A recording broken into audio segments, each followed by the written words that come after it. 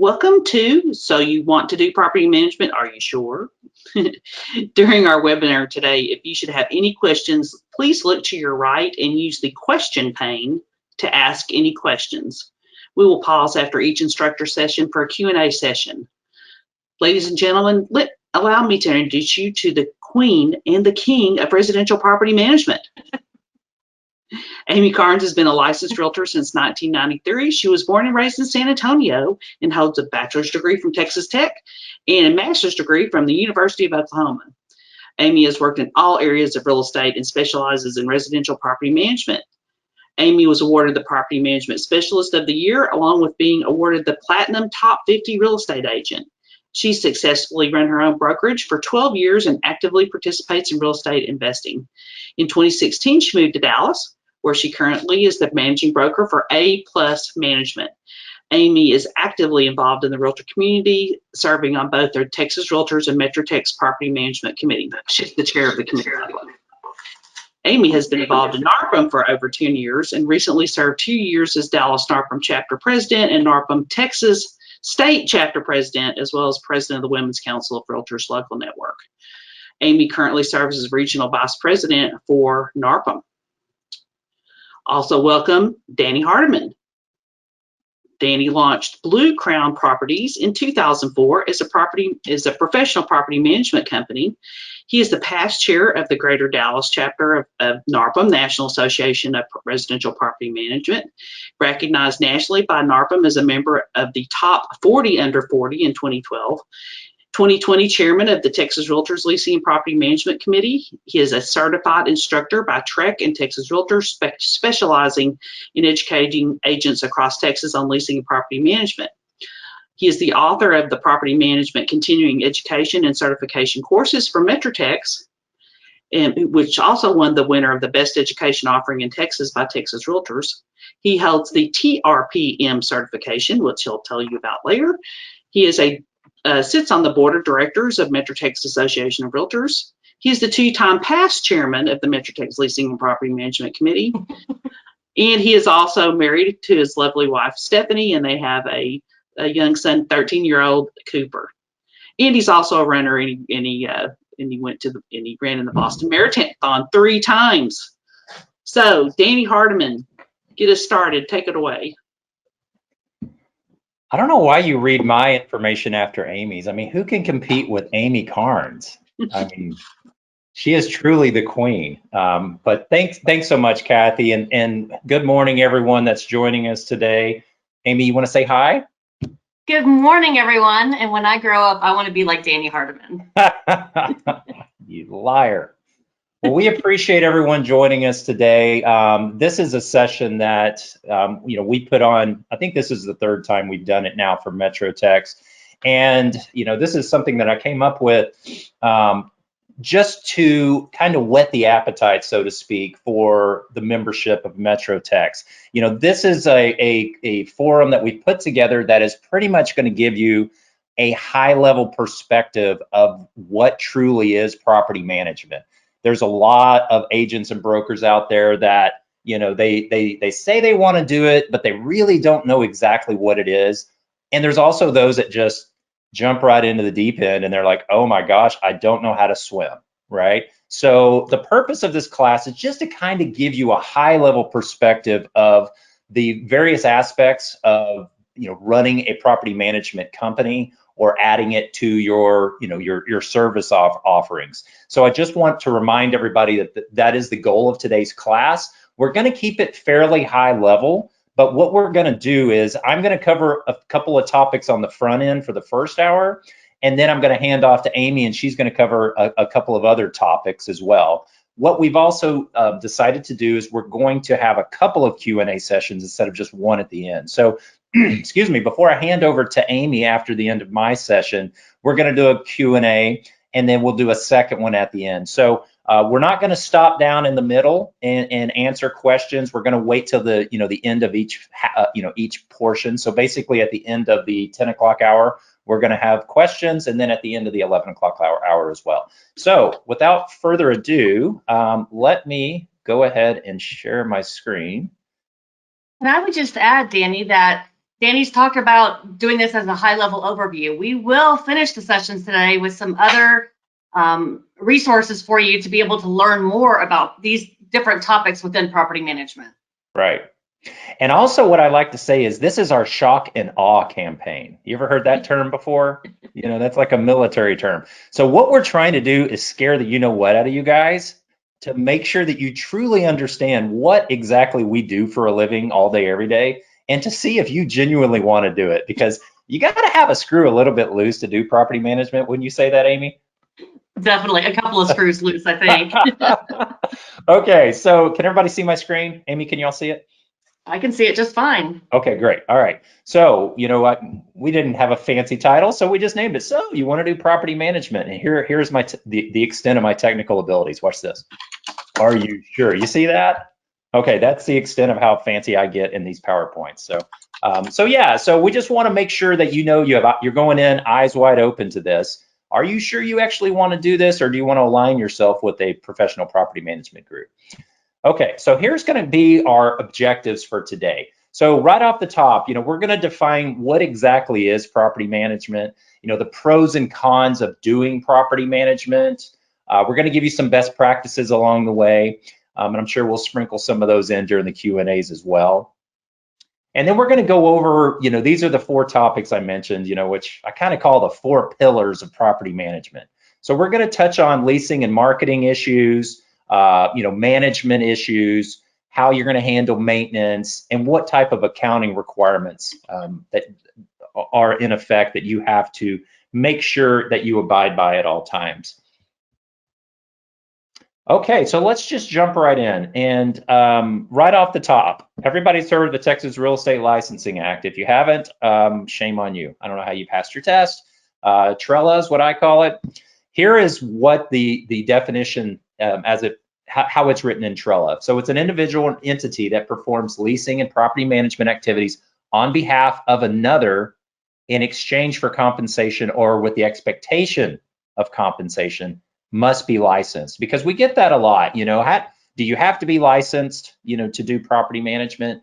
And this clearly defines that you do. Now, I'll tell you some instances where you don't, but you'd be surprised how many people are out there practicing property management right now that don't have a license. In fact, I think Amy and you and I talked about one the other day, you know, that you had a client that they wanted to hire somebody else, and then you looked them up and said, I'm not turning this over to this person you just hired. They don't even have a license. So you have to understand, you know, it's our job to know this stuff. The owners have no idea. A lot of them don't. The ones on the other side of the world, they have no idea that you have to have a license. So, you know, make sure you're educating your clients as well about this.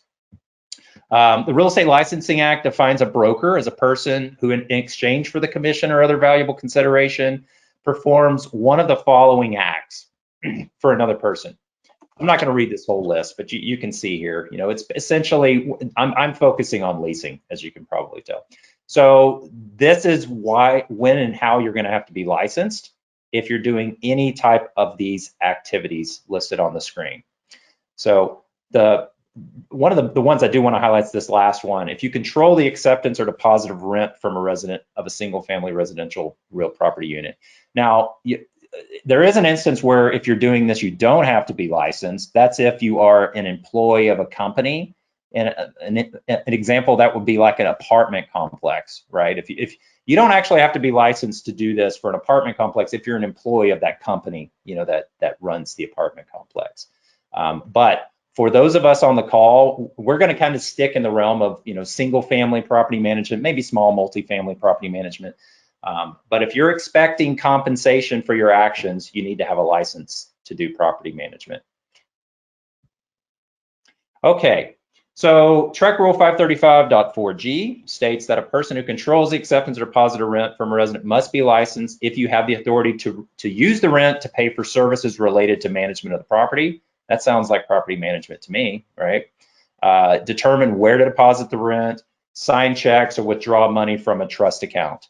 Amy's going to touch on trust accounts at the end. For those of you that have no clue what that is, or maybe you've heard of it, she's going to go through exactly what your requirements are. But just keep in mind, in property management, all money you handle for others has to go through a trust account, okay?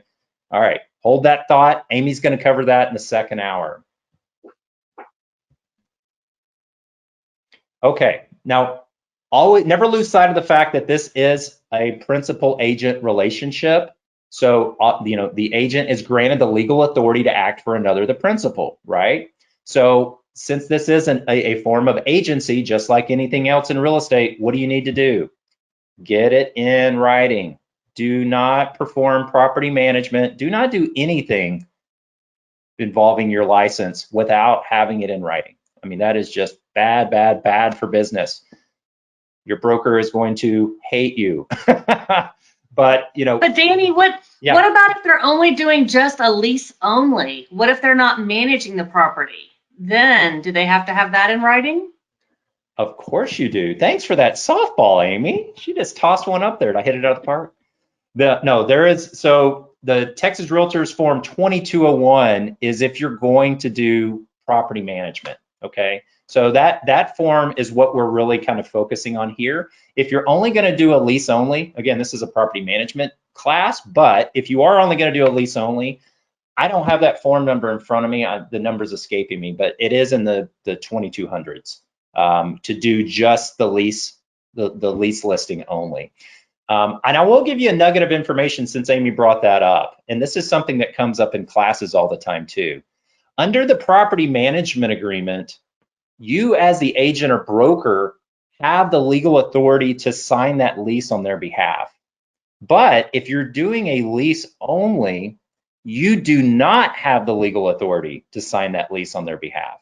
There's your first wow moment. That you'd be surprised how many people don't know that. In fact, I've had agents in classes that have done leases for decades, and they're like, oh my gosh, I've been doing it wrong this whole time. They just assumed that they had the right to sign that lease on their client's behalf.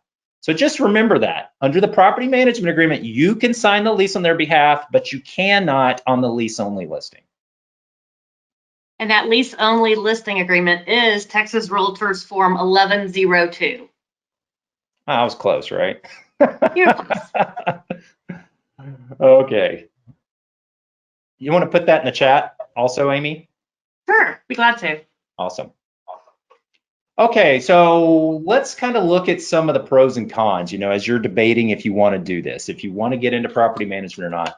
This isn't going to be an all-encompassing list of pros and all-encompassing list of cons. It's just going to be a few to kind of get, the juices flowing in your head, like, do I really want to do this? Do the pros outweigh the cons?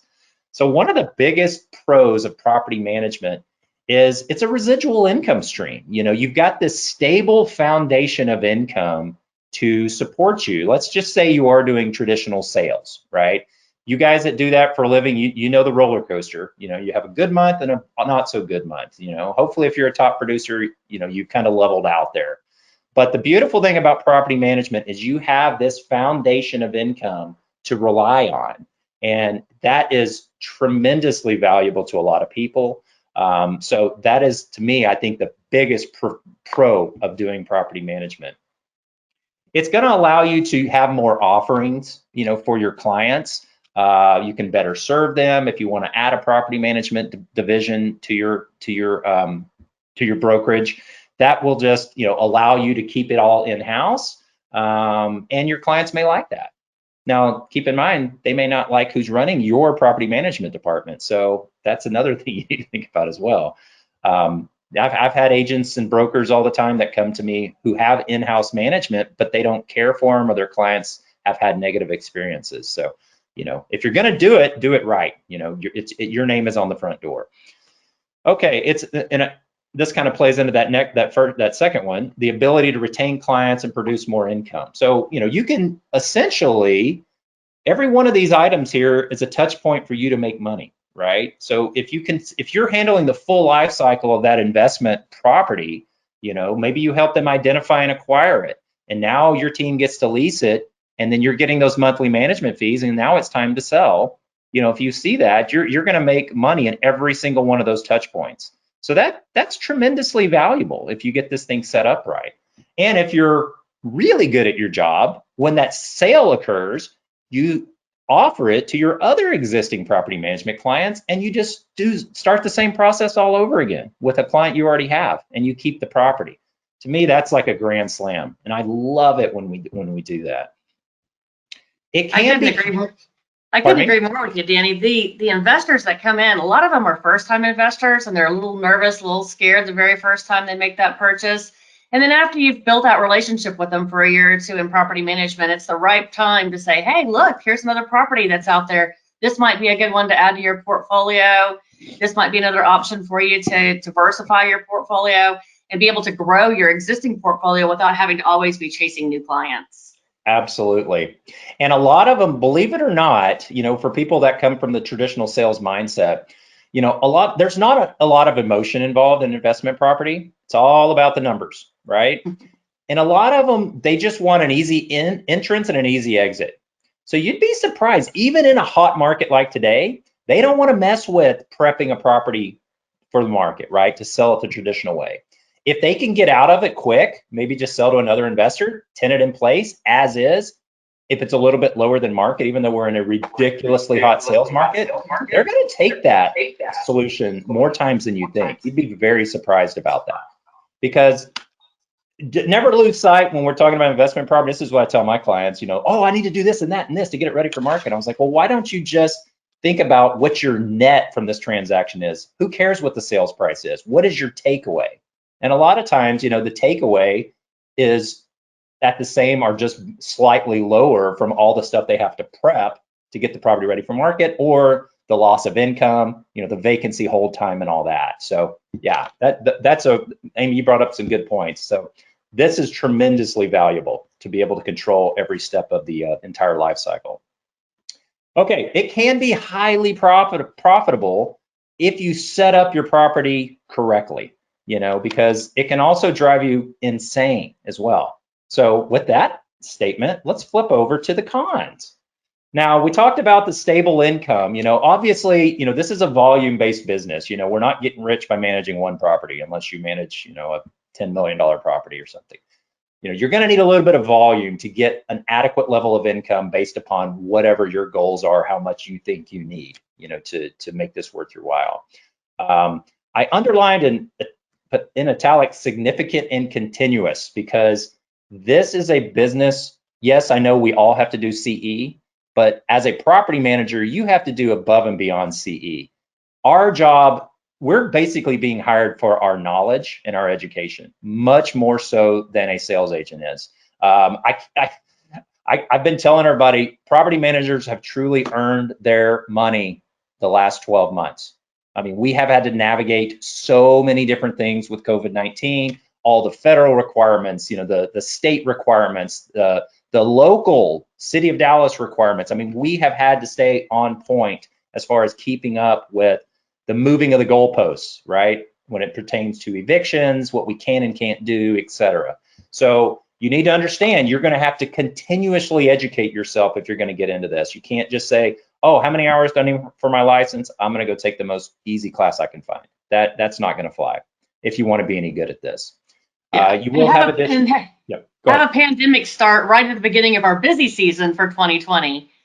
Property management gets so busy in the summer. So many of our tenants and owners move in the summer to bring those properties in and out of management. And for the pandemic to hit and for us to not even know if we could show a property, we had a lot of wrenches to navigate last year, that's for sure. Boy, that's the understatement of the day right there. Yeah, last 12 months has been crazy, crazy, crazy. Okay, other factors for cons, you're going to have additional insurance requirements. Jump down 2 more bullet points. There's a higher level of exposure to litigation, liability, fair housing complaints, because of the fact that you are, now, I like to say you're the guy, when you're a property manager, you're that guy, on TV that has all the red SWAT laser dots on you, right? I mean, that's what we are. We're exposed all day, every day. Insurance companies don't like liability exposure, right? So they know we are expensive to insure. So just understand, you're going to have additional insurance requirements above and beyond just the basic policy for your traditional real estate sales brokerage. We're going to talk about this later. You're going to have to open and maintain trust accounts. 24/7, 365 coverage. You have to have full support for those 3 a.m. emergency phone calls. So how are you going to do that? We talked about the exposure to litigation. And the last one, this business can be really, really stressful if you let it get to you, if you have thin skin, if you're an emotional person, if you have poor communication skills. It will eat you up and spit you out. I mean, it is a challenge. And there you hear all these stories about how people burn out in property management. So, you need to make sure you have the stomach for it as well. The biggest issue that I see is salespeople doing property management without their broker's knowledge. So one of the biggest things to consider, if you're not currently doing property management and your license is held by a broker, you need to sit down and have a long conversation with them about doing property management, whether it's lease only or full service management. Either way, you need to have that conversation with your broker before you start down the property management path. That's why you find a lot of brokers, if you guys work for a broker that doesn't allow property management, there's a reason for that. You're probably wondering, like, why don't we do this? It's just to them, the cons outweigh the pros, right? I mean, there's going to be significant ramp up, but there's significant costs associated with it. And there's that significant exposure to liability. And a lot of traditional brokerages do not want that, right? They just don't want that exposure. So that's why they elect, not to do property management. So yeah, Amy, you brought up a good point. If you're going to do it, you need to get with your broker before you do anything and make sure that you are allowed to do it. Okay, so now we're going to jump into the first of the 4 pillars. These are the ones I came up with this term. I don't know where, I just made it up. So, but these are essentially the 4 most important aspects of property management. The leasing and marketing the property. We're going to focus on representing the landlord in this scenario, obviously, because this is property management. We're not representing a tenant. Management issues, maintenance issues, and accounting issues. So I'm going to cover the first 2, and then I'm going to hand off to Amy, and she's going to go over the second 2. So let's jump into leasing and marketing.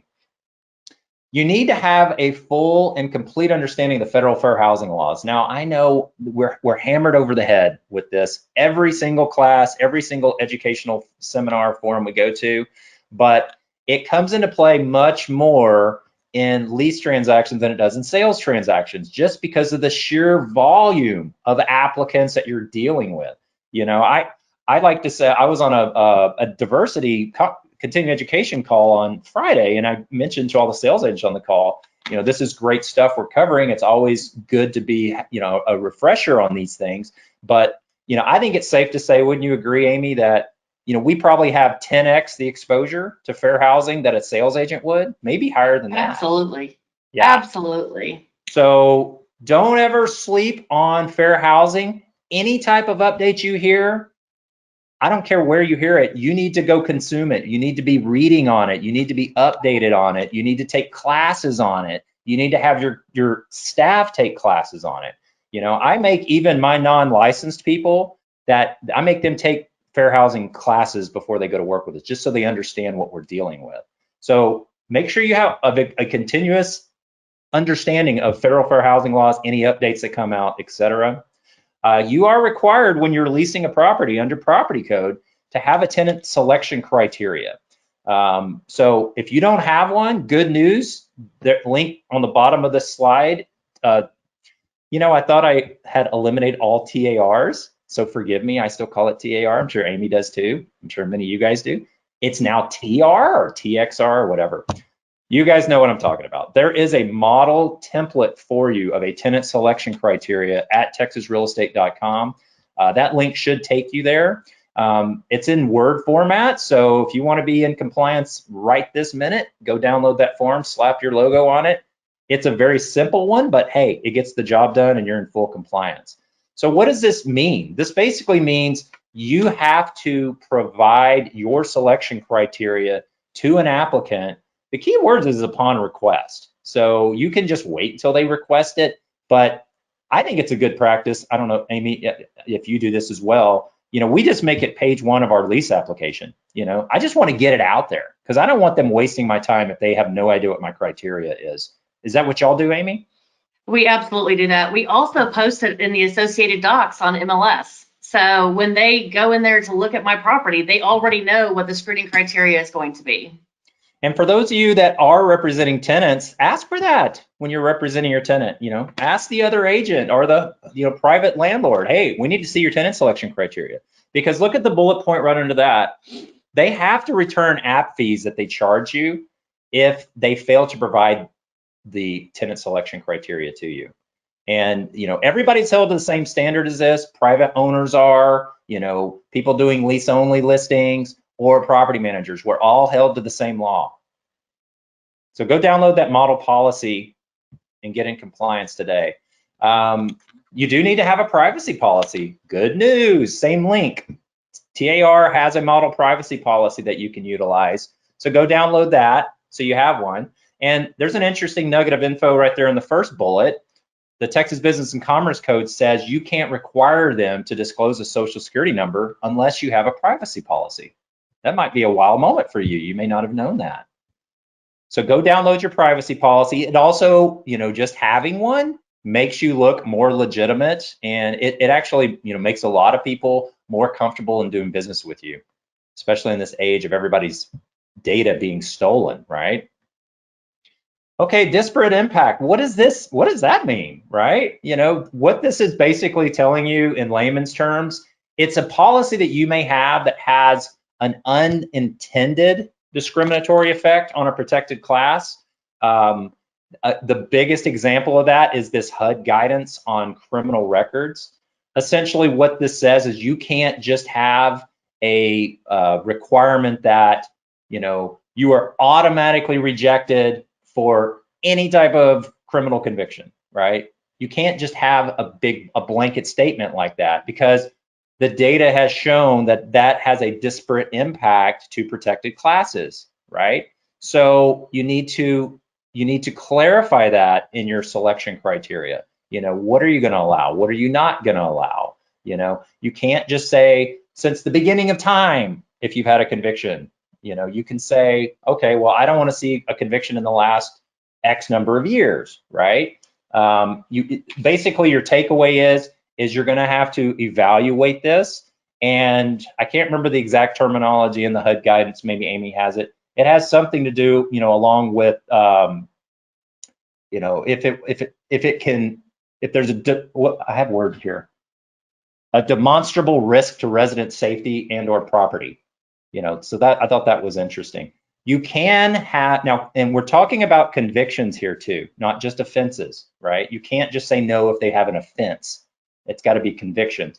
There is one that you can put in there that's an absolute no-go, and that is for the illegal manufacture or distribution of a controlled substance. So if they have a conviction for that, you can flat out say no. Many people also have one for any felony sexual convictions within any time frame. Those are the two that we have that are absolute no's. Amy, is yours fairly similar to that?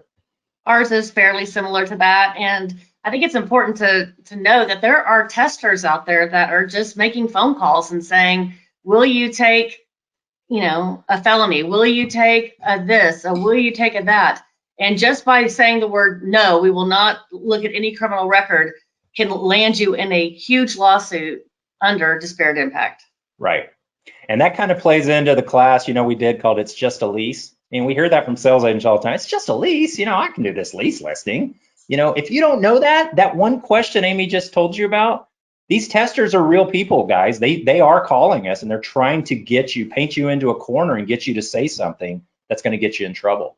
And you may or may not have known this until this seminar today. So, this goes back to what I said about education. If you're going to do this, you have to be fully educated, because that one question and that one answer can get you in a lawsuit that's going to cost you a lot of money. Okay, we're going to stay high level here. You need to understand what a reasonable accommodation is and a reasonable modification is when you're leasing to someone. I put some examples down at the bottom here. There's also a link to a HUD website that you can bookmark if you'd like. It's a really good page that tells you what reasonable accommodations are and reasonable modifications are. Essentially, the takeaway here is an accommodation is just a change to a policy. A modification is a change to the property itself. And there's some examples at the bottom down there, right? You know, ramp for wheelchairs, assistance animals. Assistance animals, what are those, Amy? We never get questions on those. Can I have an assistance peacock, please, for my What? property? So in those two examples I just gave you, a wheelchair ramp would be a reasonable modification. The assistance animal is a reasonable accommodation, okay? So we always get a million questions on the assistance animals. We're not going to do a deep dive into that subject today. We will touch on it in the next couple of slides, but you need to always remember that that is a request from a tenant for a reasonable accommodation, right? You need to make an exception to your existing rules to accommodate, you know, the person with the disability, so they have the quote equal opportunity to use and enjoy a dwelling. But bookmark this link. And by the way, guys, you're going to get a copy of these slides as well, so you don't have to scramble to take pictures or whatever. Okay, assistance animals, emotional support animals, service animals. Oh my, you know, I mean, what are these things? Okay, as I just mentioned, we're not going to go deep diving into this topic today. We can answer some during Q&A based upon the amount of time left on this. I'm going to give you some just high-level bullet points that are going to help you navigate this, or at least set yourself up to navigate it. If you have not ever read the HUD guidance on assistance animals, we all did a hallelujah. This came out at the very end of January last year. There's the link to it. This was an update. How many years before that have we even had an update, Amy? Wasn't it like the mid 2015 or something like that, or 2013? Yeah, it was a long time, and we were out there just scrambling, dealing with all of these requests. So HUD has kind of clarified a few things, and it's all right there for you. That document will give you the roadmap to do this, and there's also a section of it that you can give to the requester that gives them a roadmap of what you're going to expect from them if you elect to do all of this yourself and figure out, is this truly an emotional support animal or service animal? By the way, in that guidance, those are all fall under the umbrella name of assistance animals, okay? TAR Form 2225 is a document available to you. It's a response to request for assistance animal. I would get very knowledgeable on that form so you understand, you know, what you are going to be sending back to somebody requesting to have one of these animals. Again, this is a request for a reasonable accommodation. And the best thing ever invented is petscreening.com. Just forget everything we're about to tell you. Take this off your plate, outsource, right? The most efficient thing to do is do what you do best and outsource to the pros that do what they do best. You know, we're not here endorsing petscreening.com because we can't do that, but our industry loves it. It's an amazing tool for you that allows, it's basically you outsourcing the authenticity of the animal. So you can have them go to that website and they will vet the animal for you. So bookmark that and go take a look at it. It's a really, really cool site. I get questions every day from agents. Well, what if it's a no pet home? What if the owner has a no pet policy? What if the HOA doesn't allow pets? What if only dogs are allowed? What about only cats? Can you have a miniature donkey? I get questions almost every single day. The biggest question I get is, are the certificates that people get online for their certified emotional support animal valid? Do you have to have a doctor's note? We could talk about assistance animals literally for hours and hours and hours. We could have 15 classes just on assistance animals, and the rules keep changing, and they're going to keep changing. So, you know, strongly consider, if you are going to do this, look at petscreening.com. They are the experts in the field. It doesn't cost you anything, you know, and I know it says on there, you can do it if you're just a lease only listing also, but you can sign up for a free account with them. It doesn't cost you anything to use the service. They charge them. And if they are applying for an assistance animal, there is no cost to them, right? So it can potentially be free for them. What I put in the chat is a show we did back in November with John Bradford, who is the founder and CEO of petscreening.com. John is a really good friend of Amy and myself. Amy and I are, like everybody else in the industry, is kicking ourselves that he was the genius that came up with this and we didn't, because he is going to kill it when he finally sells his company. They are the leader. In fact, I don't even think there's a second place in this part of the industry. So go take a look at it. But here's your just high level takeaway. Again, we're going to keep this high level. The definition, or bullet points on support animals and service animals, okay? So support animals, proof is needed, and that can be in the form of a letter from their healthcare provider. You know, it must be for a disability and a disability-related need. You can ask them, by the way, what their disability is, okay? There is no training required for a support animal. A support animal, you know, is also, you've heard the term emotional support animal, right? Okay, so we're not talking about a service animal yet. They're domesticated animals only, okay? So they have to be common household animals. Service animals, on the other hand, there's no proof needed. It's got to be for a disability. And this is an animal that's trained, right? It's got to have training for a specific task. Now, it can only be a dog to be a service animal, except if you're in the Republic of California. I can't remember what all's allowed out there. Do you know, Amy? I just know California.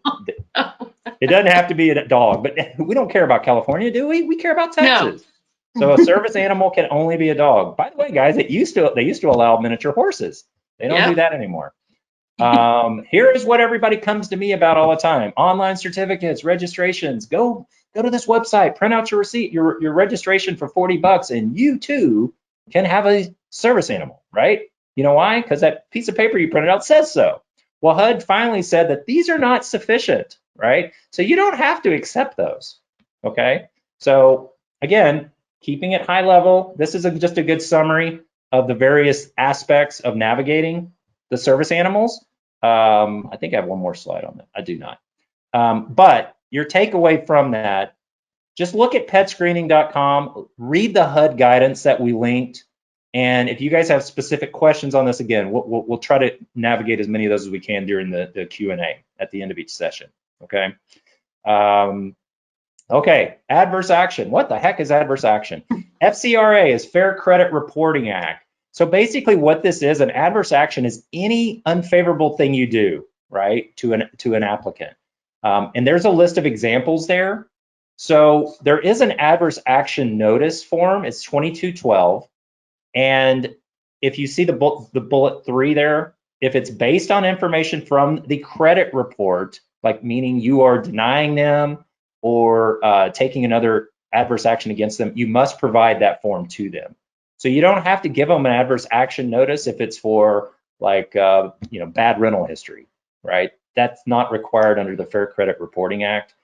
I don't know about you, Amy. I mean, we've pretty much gotten to where we send the adverse action notice out for every one of them. Absolutely. It seems to work great. So just build that into your system. Here's another thing you need to keep in mind. An adverse action against a tenant can be you requiring more deposit. So even on an approval, you can take an adverse action against someone. So this is something you need to learn. You need to read up and educate yourself on this. But take a look at Form 2212. That's going to be a good form for you to navigate this. Okay, here's just some things to think about. Leasing and marketing. Section 8. Do I do it or do I not do it? I've heard great things. I've heard horrible things. We're not going to dive into that right now. Everybody has to make a business decision if they're going to accept Section 8 or not. You most certainly can say you do not take Section 8. That doesn't impact you from a fair housing perspective. We don't take Section 8. The market doesn't really need it right now. Now, if it gets like it was 10 years ago and you can fog a mirror and you're on Section 8, we may talk. You guys remember the Great Recession, right? That was fun. Pets, pros and cons. You know, the pros and cons of allowing pets or not allowing pets. You know, I always say a lot of the times your owner's shooting themselves in the foot by having a blanket no pets policy, right? I think I wrote it down from a session. Here it is. So here's just a little perspective on this. This was from a petscreening.com seminar. 60% of residents have pets or animals. 91% of those are a household pet and 9% are a legitimate assistance animal. That's from the most recent data from petscreening.com. But think about that. 60% of residents have an animal. So if you say no pets, you've already cut more than half of that prospect pool out of your consideration, right? Is that truly the best thing for you? HOA leasing obstacles. But we never have to deal with HOAs, do we, Amy? All the time. I love it when an investor calls me and says, hey, I just bought a new property. Can you come and manage it for me? And we go over to the property, and outside the gate on the sign, it says there are leasing restrictions, and the HOA restricts leasing. And so sometimes they're not able to lease those properties that they just purchased. It's a really crummy situation. Don't be that agent that just blindly goes into MLS and says, oh, the house next door leased 6 months ago. I can lease this property. That's not true. In a lot of cases, right? Because a lot of these HOAs have caps on the number of houses in a development that can be rental properties. So I've had agents come to me wanting me to lease their houses and manage their houses. They're saying, oh, no, you can totally do it. The house next door just got leased. She made her call and check. She couldn't lease her property because they'd already hit that cap. So you need to find out what type of obstacles are in place before you do anything when it comes to an HOA.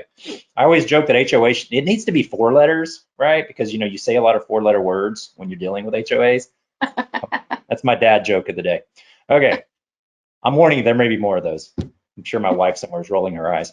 Okay, city rental registrations. You need to understand that the various cities across Dallas-Fort Worth, a lot of them have registration for rentals. A lot of them have an inspection layer involved. So you need to educate yourself on that. Your client's probably gonna have no clue that exists. So prep yourself to make sure that you understand what obligations there are to be able to rent in that particular city. Who's gonna approve the applicants? Or is it a property management company or you? This is a policy you need to put into place in your company. The credit report, who can view it? Amy, I just pulled credit on the applicant in your rental property. Can I show that credit report to you as the owner? Absolutely not. Absolutely not. You hear that, guys? Because you were the one authorized to pull that credit report. You do not have the legal authority to show it to a client. So don't be showing credit reports. All right, you need to look at where and how you're going to advertise, photos, 3D tours. Don't do crappy photos, guys. It just makes the entire industry look bad. It's horrible. You're doing your client a disservice. Self-showings, huge part of our business now. The pros and cons of that, you need to evaluate if you want to use that or not. We do it. It's great. It's essentially, there's these self-showing boxes and a software solution online. And you can only do it on vacant properties, by the way. It is a valuable part of our business. And in this on-demand world we live in, I think you're doing a disservice to your client by not offering it. But you need to weigh the pros and cons if you want to do it. Amy, do you do them as well? We absolutely do. Only vacant properties, of course. Right. And you're right. Today's consumer, they want it now. They want it 10 minutes from now. They don't want to wait 2-3 days to see a property. Right.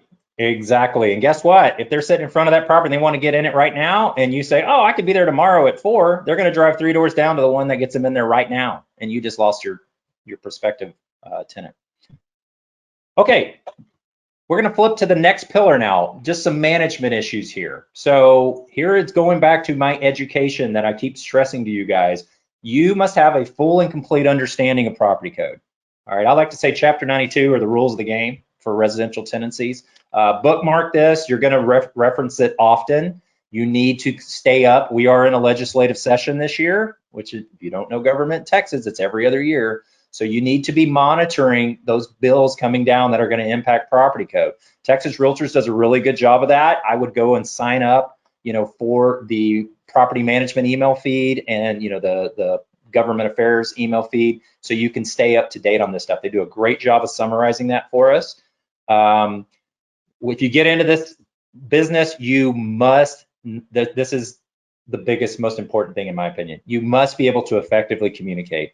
I always like to say you need to have mediation skills, because the viewpoint of a tenant and the viewpoint of an owner are not always going to be in harmony. What do you think about that, Amy? That's correct. Usually, sometimes they're going in complete opposite directions. Right. So, look at yourself, even though you work and you represent the owner, right? You have a fiduciary to that owner. Just put yourself, you have that striped shirt on and that whistle around your neck. You're pretty much refereeing this thing, right? So you have to be able to communicate correctly, and you have to learn the different ways to communicate. You're going to communicate different with your owner because that's your fiduciary responsibility, and you're going to communicate differently with the tenant. So, if you don't have good communication skills, this is probably not the solution for you. If you want self-improvement, go get the mediation certification. I always thought that would be a great thing for property managers to take. just so you learn how to get two parties on the same page. But if you can't communicate, then you're going to sink very, very quickly in this business. I would add that you have to document as well, because a lot of times we have conversations about things, but in Texas, if it's not in writing, it didn't exist. So, following up those communication situations and writing so that everybody is on the same page, because when owners and tenants are going in different directions, it can be a little nerve-wracking at that point in time. We have a saying in our business, Amy, that we use a software solution called Propertyware, and our mantra is, if it's not in Propertyware, it didn't happen. Yeah. So that is how we document. You have no idea, the most innocent thing you say 6 months from now, 3 years from now, may bubble up and bite you in the butt, right? Yep. And if you don't have it documented, you are in a bad position as well as your client. Absolutely. So yeah, we need to add that bullet point for next year. Document. Okay. You need to establish policies and procedures and stick to them. I always like to say making exceptions is what gets you in trouble. Okay. This is the real world. Tenants are going to ask for everything. It's almost like lying, right? Once you start lying, then you have to keep up with all your lies, right?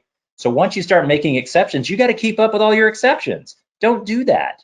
That goes back to what I said about effectively communicating. Effectively communicate what your policies and procedures are and stick to them.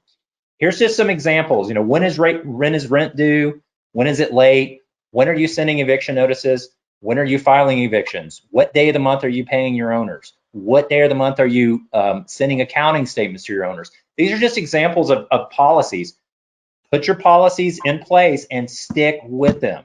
Of everything on that page, I think the most important one is whatever day you say you're paying your owners, pay your owners on that day. Owners hate it when you mess with their money, okay? And that is the most important part of this business, is trust. And there's no bigger trust than them trusting you with their money, okay? Okay, this is really important. And Amy, I want you to chime in here. So, Amy came from San Antonio. She built a company and sold her property management company, moved to Dallas-Fort Worth, and started another company. So Amy, had the luxury of knowing what worked and what didn't work. And so, she decided to set clear parameters on what she would manage and what she wouldn't manage for her own sanity and for the sake of efficiency and, let's just say it, profit, right? So you need to determine, I'm gonna let you chime in here in just a second, Amy. Here's just some things to think about. What do you want to manage? What do you not want to manage, right? Because there's pros and cons on every one of them. Don't be desperate like all of us have done. Hey, this client came to you, he's got 10 properties, woohoo! And then you find out they're all like little shacks that rent for like $500 and they were built in like 1894. Do you want to manage those? Is it worth the money, the headache, all that? So Amy, you want to chime in on this slide? Absolutely. I think, especially in a big metro area like Dallas-Fort Worth, you have to figure out where you're going to work. I get calls all the time. Will you take a property in Fort Worth? Oh, goodness, no. That's like an hour and a half one-way drive for me. It would take all day for me to go to Fort Worth and come back. So I think knowing what your target market is, we were very, very specific about our target market. We look for single-family properties that we can manage, but also some things that are going to come up that you should prepare for. Will you take a pool? Will you take a spa? Will you take ranch land with a horse on it? Will you take a septic system? What about mobile homes? Those are all different types of properties that, if you know what you're doing, can be very profitable. But if you don't know what you're doing, could be a huge mess, because plumbing issues in a mobile home are completely different than plumbing issues in a single family house. So it is very important to identify what is your target market, location, type of house, and even type of investor. Maybe you only want to work with investors, or you only want to work with first-time landlords. Those are two very different types of clients and require two different types of communication styles. Yeah, so Amy brought up a lot of great, a lot of great points. You need to be able to say the word no, okay? I always say when I teach that the most powerful word we have as property managers is no. And honestly, a lot of owners will perk up when you say no to them. They just expect you to blindly do whatever they say. But it's more important when you're building your portfolio. Say no. Don't be tempted like, oh my gosh, I could make some money off this. But truly, in a lot of these cases, you can't, right? It's a lose situation because of the amount of time you have to spend on it. So These are really good, type of properties, but Amy mentioned the other ones. Some people won't take pools. We take pools, but we won't take properties with acreage, like you mentioned. We don't do mobile homes. Oh God, I don't want to get into that mess. So learn what you want to do, or educate yourself on what you think will work, stick to it, and trust me, if I would have known that when I started property management, it would have been so much better. It's better to have good properties and less of them because you'll make more money. Absolutely. Okay, dealing with HOAs, we already talked about that a little bit. Hey, can I use my dad joke one more time? You mentioned, do you take pools or not? Pools are a huge liability, and they are a huge pain in the butt for property managers. But guess what the word pool is? It's 4 letters. 4 letters. Every time we have a pool issue, we say a lot of 4-letter words. So, okay. I promise you, no promises on if I'm going to say another dad joke. Okay, dealing with HOAs, we talked about that. Know the rules, make sure you can do it. Do you know the lock requirements, the smoke alarm requirements? Here's a link to a good video on that. Just in a nutshell, smoke alarms have to be in every bedroom, every hallway leading to a bedroom, and at least one on each floor. So if all the bedrooms are upstairs, you have to have at least one downstairs. Okay. Door locks, you have to have keyless locking devices, better known as like keyless deadbolts, on every door to the exterior, which includes the door to the garage. And you have to have door viewers if you don't have a clear pane of glass, like a peephole in those doors, even the door to the garage as well. If you just go look at that YouTube video, there's tons of YouTube videos out there on the requirements. I created one for MetroTex as well. That's on the MetroTex YouTube page. If you want to look at that with Texas Repeat, one of our affiliate vendors. Carbon monoxide detectors, believe it or not, property code is silent on those. However, some cities and municipalities have requirements on if you need to have carbon monoxide detectors in the property. I always say, why not? If it can eliminate, liability, just make it part of your business to install them. Okay, it's just a few minutes over, Amy. I tried to get through at 10:45, but that was a lot of info. Okay, so if we haven't scared you away yet and you're still on the call, we want to take a few minutes to answer a few questions before I turn it over to Amy. So do we have any questions? Or actually, we don't have any questions just yet. We do have a comment and says that, awesome, this is some great information. Thanks, Danny. But as of yet, I learned it all from Amy, so thank Amy. As yet, there are no questions in the questions. Okay, Amy, just drop your mic. I mean, we just should just walk away right now. All right, we're done. We're done. Everybody have a great day. We're nailing this, right? All right, somebody's going to have a question about a support animal or about a credit report. Right. Come on, audience. You got to give us some questions. Danny's had coffee already. He's ready for questions. Hey, I'm on coffee number 2, baby. I'm ready to keep rolling. But okay, so since there are any questions before we do the handoff, again, I put a link out there to an interview that we did with John Bradford at petscreening.com. It was a Facebook Live event.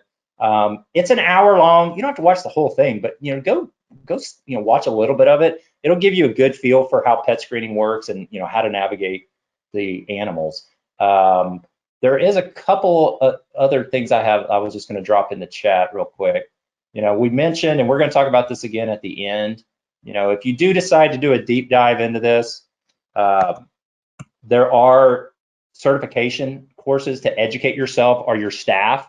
You might want to send somebody just to take the classes just to determine, do I really want to do this, right? You get CE credit for each class. There's 6 classes that we're offering next week. There's the link to the MetroTex page. Each class is 3 hours of CE. They're all on Zoom. There's going to be one in the morning and one in the afternoon next Wednesday, Thursday, and Friday. You can take them in any order. You don't have to take all 6. You can take just one. But I just challenge everybody on this call, educate yourself, and this is a really, really good resource available to you from Texas Realtors. I now have 2 questions come in. Woohoo! Okay. We did it. Can we receive multiple applications and fees at the same time for a home? Okay, Amy, you want to go first? Sure. So the best policy that I could tell you is to have a consistent policy on all of your properties. So typically property managers will either take first application or best application. Whatever your policy is, define it and stick to it.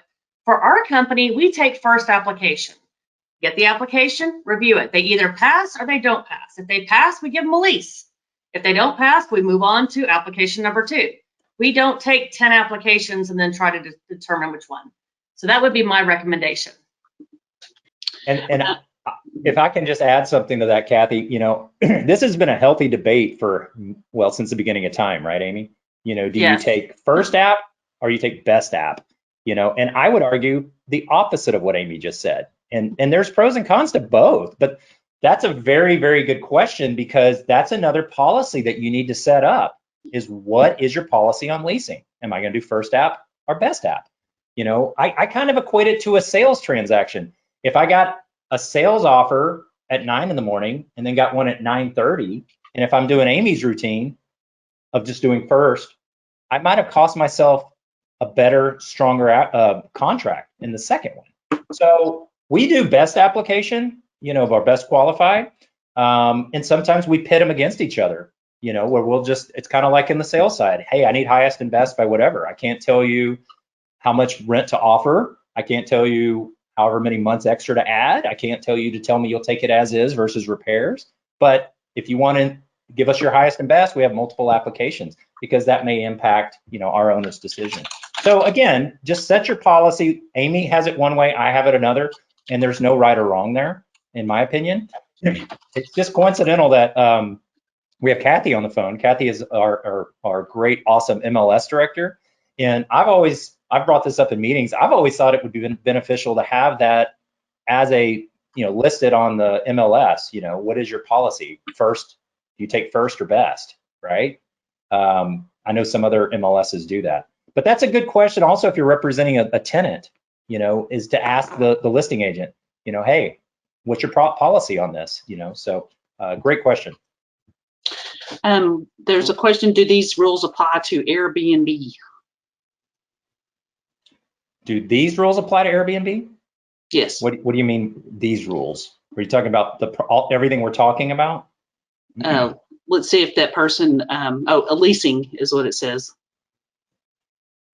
That's a great question, because, yeah, go ahead, Amy. We do not do any Airbnb leasing as part of our standard scope of services. That is not something that we work in at all in our company. Danny?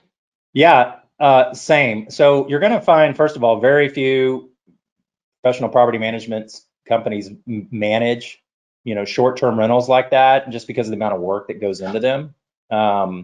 So I don't play in that sandbox either. There's companies that do specialize in that, but I'm actually writing that question down. I don't think that the same rules apply on short-term rentals as long-term rentals. But I'm going to get the answer to that and definitely report back to everyone about that. And my understanding is most of the rules that apply are for leases that are 1 year length and longer. And so that's my understanding. However, if I was a sales agent and I was doing Airbnb leasing, whatever, make sure your broker knows. Because if something happens in the future and a lawsuit should occur, you want your broker to know what you're doing with a real estate license. And I would just also just kind of add on, excuse me, if you're going to do short-term leasing management, you really need to look at the pros and cons of that. You know, is the amount of money you make worth the amount of time? There's a lot more time, labor-intensive activities involved in that than there is in long-term leasing. I'm going to group, there's two questions that came in from the same person, but they're related, so I'm going to put them together. What can you disclose to the owners about their tenants? How many or many things are mentioned that we cannot disclose, such as the credit report? Do you take clients who want to be involved in the tenant selection? If yes, how do you manage that? I'll be glad to take that one first. Our management agreement gives us power of attorney for the property. We make all of the decisions about leasing the property for our owners. Our owners know this is the minimum standards that we're looking for an automatically approved application based upon our tenant screening. Credit score, income, rental history, etc. We do not go to the owner and say, we have Joe and Mary and they have 4 kids and they work at Frisco ISD and they want to rent your house. We let the owner know, congratulations, we have an application on your house. Here's the minimum criteria. If they pass, we will be signing a lease. If they don't pass, we may loop back because there may be an adverse action that we could take that would help them, maybe a lower credit score, or maybe they have no credit score. There are a lot of different variables there, but no, our owners do not have any input in the tenant selection criteria process. And this is why Amy and I are such a great yin and yang, or whatever it's called, because we do the exact opposite. We do involve our owners. Excuse me, guys, let me mute for just 1 second. The coffee's getting to me, I'm losing my voice. So we do present the qualifications to our owners and allow them to, quote, approve or not approve. But what I like to say is our job is to protect them from themselves, because if they're going to reject them, then we want to know exactly why and then go over with them if this is a violation of fair housing, if it is or not, before they make that decision.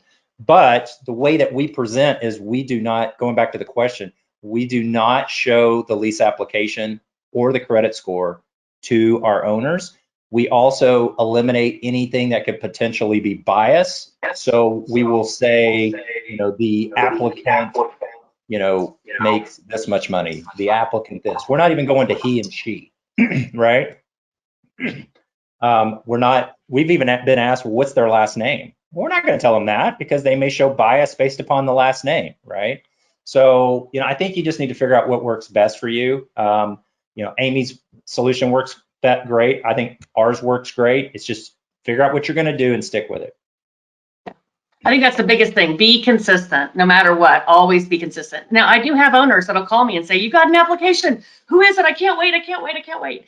I tell them, be patient. We have not gotten the screening back. Once we get the screening back and we can either approve or deny them, you know, I'll give you more information. Typically, the owner's first inclination that after they've gotten the notice that we've gotten an application is they get a copy of a signed lease. And then they'll call and say, hey, I got a signed lease and it says that Amy Karns is renting 123 Main Street. What? Who's this Amy Karns girl? And then I'll tell them, oh, it's a great applicant and, you know, here's a little bit of information. But at that point in time, the lease has been signed. We are moving forward. And I try to explain, again, it goes back to communication. Everything goes back to communication. When I'm working with my owners up front, I explain to them, look, I am your eyes and ears here on the ground. Most of my clients live out of state. I am going to have to basically marry this tenant for the next 12 months, 24 months, 36 months. I need to make sure that I put somebody in this property that is qualified to rent the property, who's going to take care of the property, and who is going to be able to work within the confines of the lease. And usually that helps the owners feel a little bit better. And of course, over time, the trust factor grows, and 3-4 years from now, they stop asking who the tenant is in the property. Yeah, I mean, the last word you just said there is the most important. Is you got to build trust and credibility, and be confident and stick with your policies no matter what. Don't let the owner ever put their hands on your steering wheel, because they're just going to run you over into the ditch. Yeah. There's 2 more questions, or are y'all ready to move on to Amy's session? We can do 2 more. Yeah, why not? Okay. Do you know a broker that allows sales agents to do property management? I know some sales agents who do property management, so I'll let you guys answer that question. Well, I mean, I think I know quite a few that do.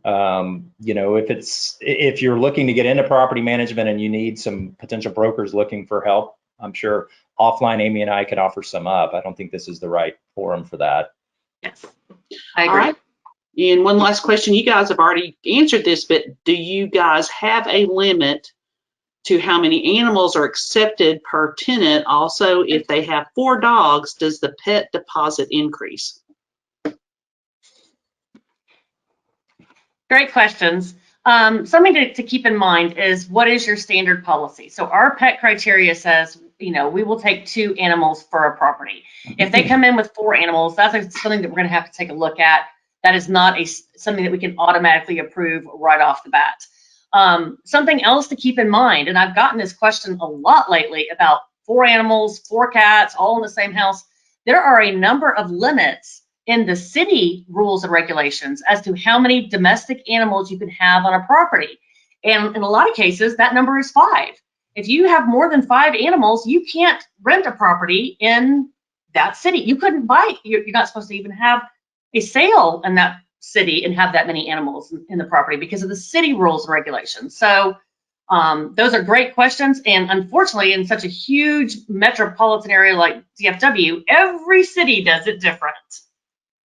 Yeah, and I'd just like to add on to what Amy said. I mean, we have the same. We only allow 2 animals on the property. But here's something never to lose sight of. Pets are not a protected class, right? So if they have 4 animals, your owner doesn't want 4 animals, or you don't want 4 animals, they're denied, right? But you have to be consistent. Stick with your policies. Because if you say no to these 4 animals, let's say that property sits for another 30 days, the next equally qualified applicant comes and they have 4 animals, and you say, oh, okay, I got to lease it now. You might be opening yourself up to potential fair housing or discrimination. You have to apply the rules consistently. So that would be, and as far as pet deposits, you got to set your policies there too. You know, is it based upon the number per pet? Is it a blank amount of money? Is it a deposit? Is it refundable? Is it pet rent? These are all things you need to think about when you're setting your business up. That's all the questions that there are for now. Okay, All so right. let's see if I can do this technical step of doing the virtual handoff here. All right, so I'm going to push stop presenting, and which button do I give it to Amy? Okay, which one of these icons do I push to give it to her? Kathy, do you know? It's not like telling me which one. Share, or no, excuse me, change presenter. All right, is that this one? Oh, Amy Karns. Did that work? Oh, wait, hold on. How about There now? we go. Woohoo! Woo! See, old dogs, new tricks. We got it. All right. Kathy, can you see my screen? Yes. Push the Awesome. present button, top right. Okay. Got it. Yay! I am so lucky to have great friends like Danny who give me the most awesome topics when it comes to property management of maintenance and accounting. And I have to tell you, maintenance is one of the biggest challenges in property management. It is one of the biggest fears of landlords, and that's why they hire property managers. Like Danny said, they don't want to be called at 3 a.m. You know, there's water leaking out of the hot water tank, or there's no heat. There's no hot water in the shower. They don't want those calls, and that's why they hire us. And it is one of the biggest challenges we deal with. You've got to know the Texas Property Code. The Property Code tells us what has to be repaired, when it has to be repaired, and how to respond to those repair requests. It's also a really great idea if you can learn a lot of the ins and outs of a standard house, how to reset GFCI breakers, what happens when the hot water goes out. Can it be, does it just need to be turned up? Maybe it's just, maybe the breaker went off of the hot water heater. What's going on with the air conditioner? Maybe it's a dirty filter and that's why the air conditioner is not running. So knowing and understanding the basics of running a house helps tremendously with property management. And what is Amy, an emergency? If I could just say something real quick, you know, Sure. If you don't know anything about how a house is put together, this ain't the job for you, right? Either that or you need to hire somebody to help you with your maintenance. Because if you don't know to ask those questions, like Amy just mentioned, that are super simple, like a GFCI, or hey, none of the plugs work in this room, what do I do? These are obvious answers that can save your clients money. So if you don't know how to answer that question, you just blindly send somebody out to go turn on a breaker, you've just cost your client money and you're not doing them the best, giving them the best service. Absolutely, absolutely. Maintenance, what is an emergency? Now, a lot of tenants, especially during COVID, when everybody was working from home, staying home and going crazy because they were homeschooling, everything was an emergency. Every toilet that was running, every loss of water pressure, lack of hot water, everything was an emergency. But the Texas Property Code tells us what's actually an emergency. And we need to know how quickly we have to repair those items, or at least respond to those items. The TAR lease, as well as the property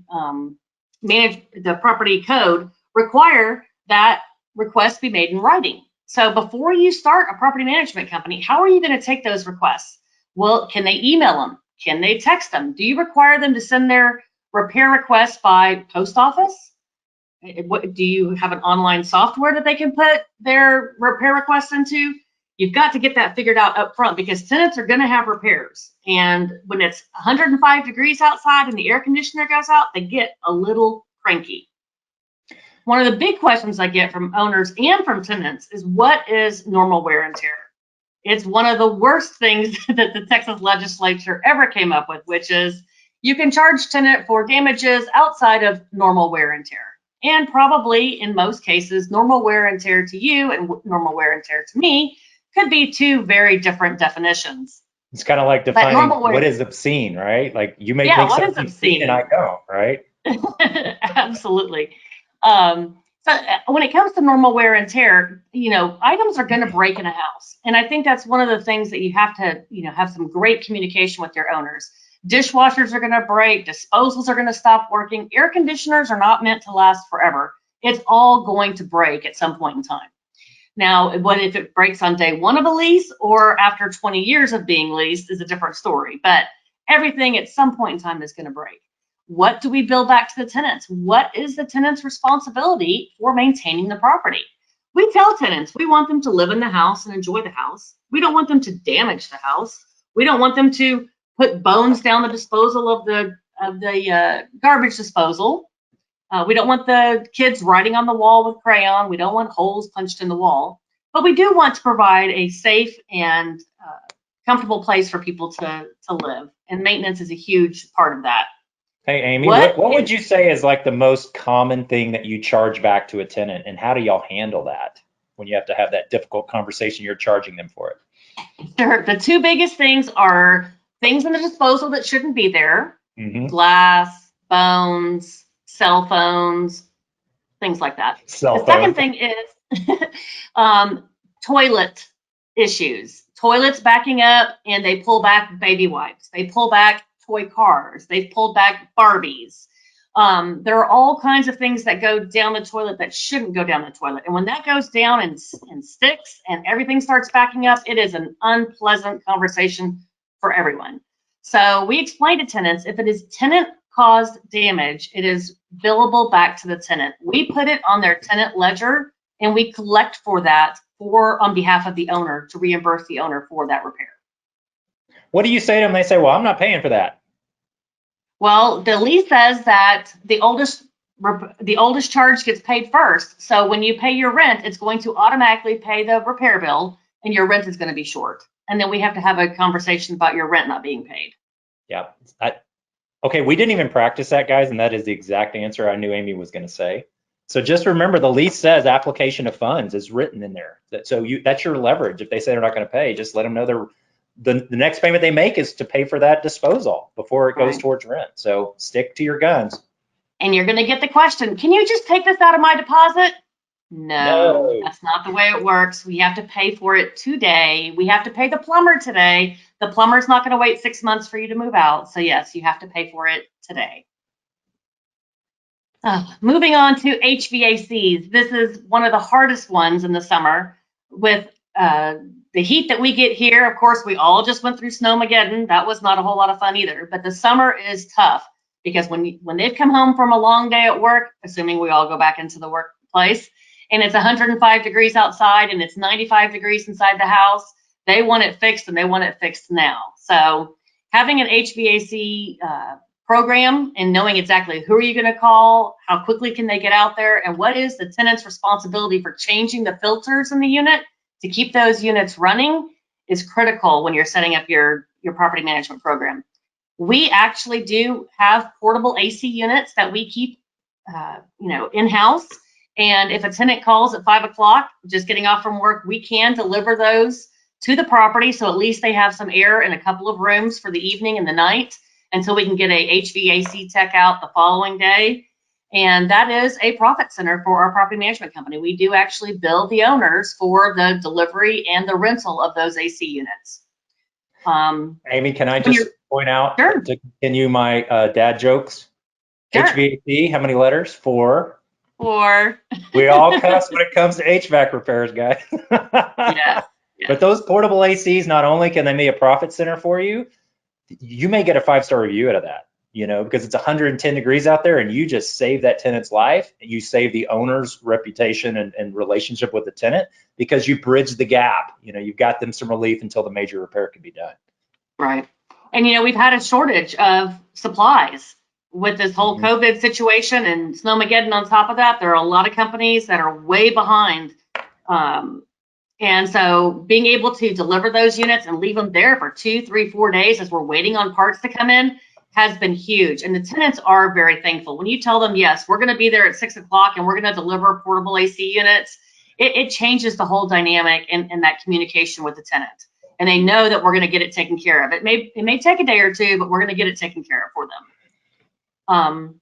When you're looking at your overall property management company, what is your work order life cycle? How long is it going to take from the day they call in for their HVAC being out to when you actually close out and pay that vendor? Is that 2 days? Is that 5 days? Is that 15 days? Exactly how long is it going to take to make all that happen so that you can close out that work order and keep your work orders down to a manageable level? For us, we want every work order closed out within 10 days. That is our goal. We want them to come in, get fixed, get taken care of, and get closed out and get the owners billed within 10 days. In a previous life, I had vendors that wanted to bill us 2 or 3 or 4 or 6 months after a job was done. There's nothing that makes a owner crazier than getting a bill they weren't expecting 6 months after a repair was done. So you may not be managing that property 6 months from now. You might not. So that could cause all kinds of problems. The Texas Property Code says that the landlord does not have to make repairs when the tenant is behind on rent. That is not a fun conversation to have with the tenants either. When they call in and it's 105 and you say, well, you didn't pay your rent, so we don't have to make the repairs because you're behind on your rent. Of course, the optimum thing is to keep everybody paid up at all times, so you don't have to have that conversation. But it is covered in the property code about repairs. It also is covered in the property code about who can make those repairs. We've had tenants in the past say, well, I'll just go buy a new air conditioner and install it and take it off the rent, which is not allowed by the property code or by the lease. And then home warranties, which should be a 4-letter word.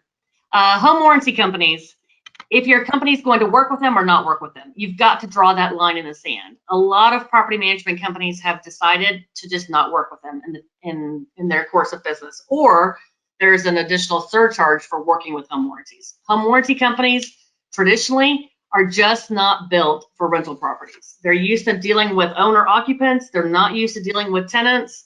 And tenants are not very forgiving when the home warranty comes out and says, well, we're going to have to get additional approval. Now we got to get a second estimate. We've got to get 3 levels of approval up. And it may be, in some cases, 3, 4, 5 weeks before the repair gets done because of the bureaucracy involved in home warranties. Amy, if I could say something on that, that is the policy you need to set for yourself and stick with it. We don't do home warranties. I've inherited some, in acquisitions over the years, and they are just such a pain. But to me, the most important thing you got to think about when it comes to home warranties is brand reputation. Like, you have to protect your brand, your company, not your client's brand, right? Because the tenants don't know your client. They're dealing with you, and they don't care there's a home warranty. And what Amy just mentioned, what if their AC goes out and 3 days later they still haven't shown up? Guess who's getting that 1-star review? You are, because you didn't take care of it, and it's outside of your control because of this home warranty.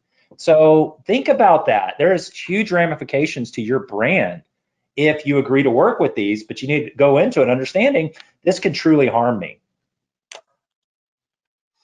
I couldn't agree with you more. On to my favorite topic, accounting. Everybody loves accounting. We love getting paid. Maybe we don't love paying out as much, but getting paid is always fun. One of the big reasons why I got into the property management business. But there are a lot of rules and regulations around it. And trust accounting is a huge piece of it. And TREC requires that the accounts be in the broker's name. They must be in a broker's name. Salespeople cannot be out opening up different trust accounts. I talked to a sales agent a couple of months ago that said, well, they opened up a new account every single time they signed up a new property management, but it was all in the salesperson's name. The broker had no idea they were even doing property management. The property code has rules and regulations required in regards to trust accounts and commingling. We hear about commingling all of the time.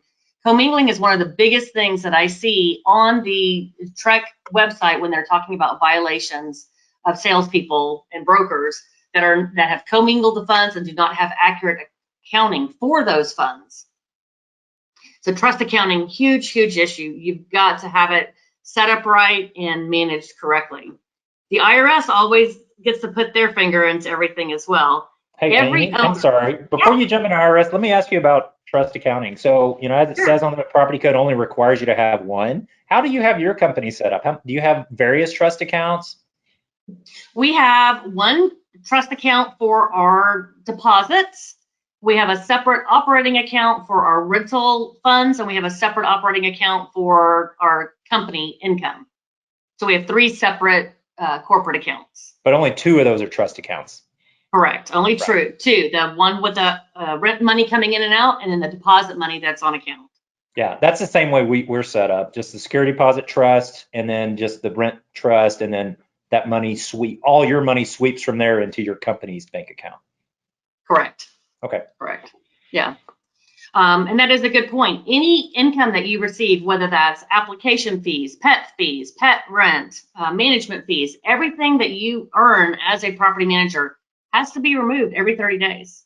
That is the TREC rules and regulations. You've got to have a system to account for those funds and move those funds so that you can be compliant. And just another nugget of info, a lot of people don't know this, another wow moment, you can't even compound interest. So if your trust account is generating interest, you have to sweep that interest out every 30 days. You can't let it compound. That's a violation, and you can get in trouble for that. Even though it's tiny, tiny, tiny amount of money, that's illegal. Because that compounded interest in general, it typically belongs to the management company. So it is management funds.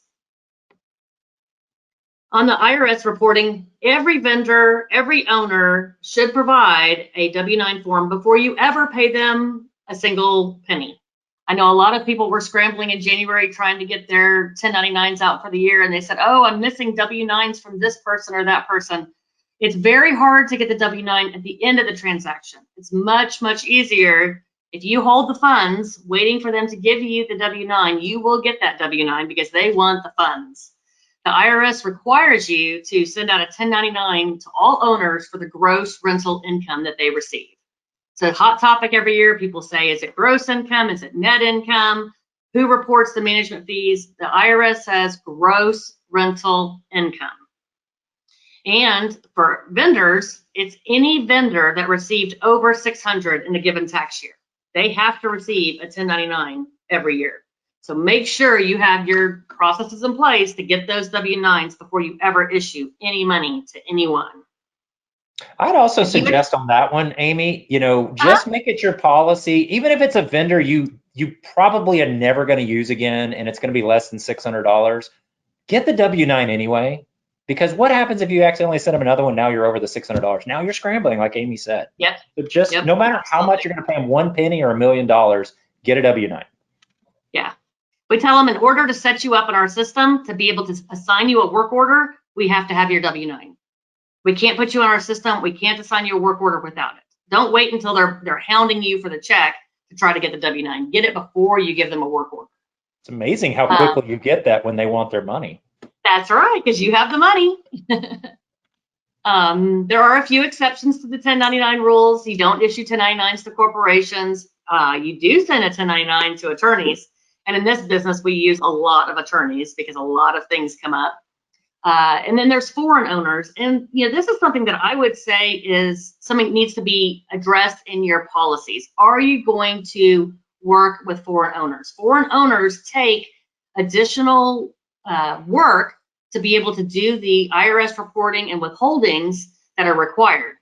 And if you don't know what those IRS withholdings are and how to do them, you are personally responsible for them because the IRS says you are the representative of the IRS when it comes to accounting for those monies and sending them to the IRS. So For us, we personally do not take any foreign owners because we don't want to deal with the IRS and the withholding, and we're not set up to do that.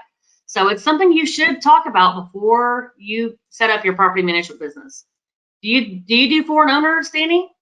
We do. And, Amy's right. There is it takes you outside of your processes, when you're working with foreign owners. So therefore, anything that takes me outside of my processes costs money.